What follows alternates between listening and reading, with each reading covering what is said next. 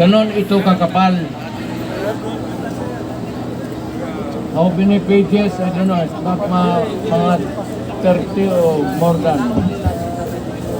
But dito sa Bill of Rights, ayan, Bill of Rights kasi, itong konstitusyon na ito, ang nandito, ang pinag-uusapan ang gobyerno, pinag-uusapan ang Congress, ang Presidency, pati ang mga korte, Supreme Court, and all the inferior court. Nandito ito sagrado. This is a covenant between the people, and ito, sagrado talaga itong konstitusyon. At nakalagay dito,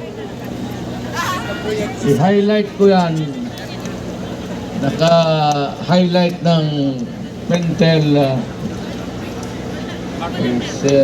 yellow-green.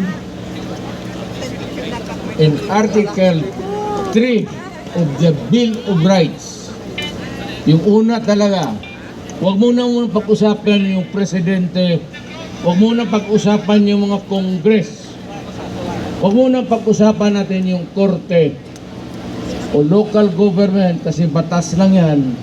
Pag-usapan muna natin kung ano ang nasa tao para sa Pilipinas.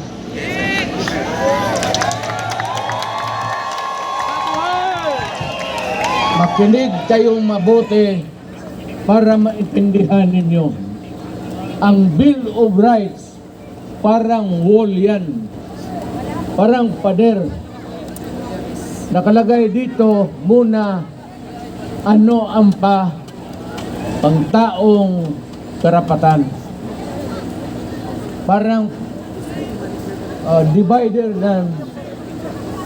na hindi may masok ang presidency, hindi pwedeng abusuhin ng Congress at susunod talaga ang Korte Suprema at lahat ng mga korte sa ating bayan. In Article 3, Section 4, basahin ko, ayan uli,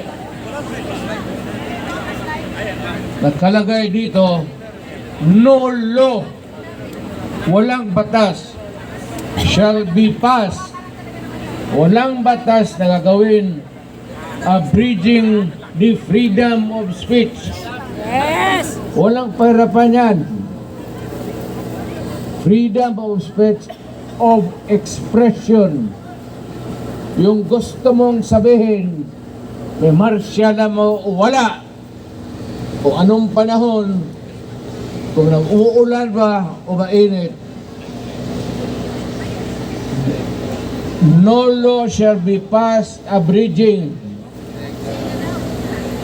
Basta wag mong galawin the freedom of speech, of expression, and of the press, and of the people that have the right to peaceably assemble. Yung basta peaceful lang, walang gulo. To peaceably assemble and petition the government of redress of grievance.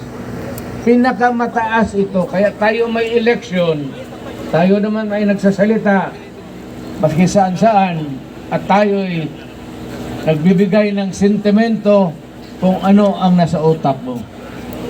It's better na ganon, kaysa you do not agree with government at dismayed ka o hindi mo nagustuhan na pigilan ka magsalita. Kayong iba kung ganon, pupunta na lang kami sa bukid, dadali na lang nito natin sa armas. Hindi na rin naman makapagsalita kung ano ang damdamin mo. Kaya pinaka-sacred talaga ito. Now, what is ironic, what is incongruous nito, nakakatawa, nakakagalit, nadaanan ko yung Freedom Park. Yun sana ang gusto namin. Pagpunta kami rito, naghingi kami ng permit, binigyan kami. But nung araw na dating kami, binawi yung permit at sinirahan yung Freedom Park.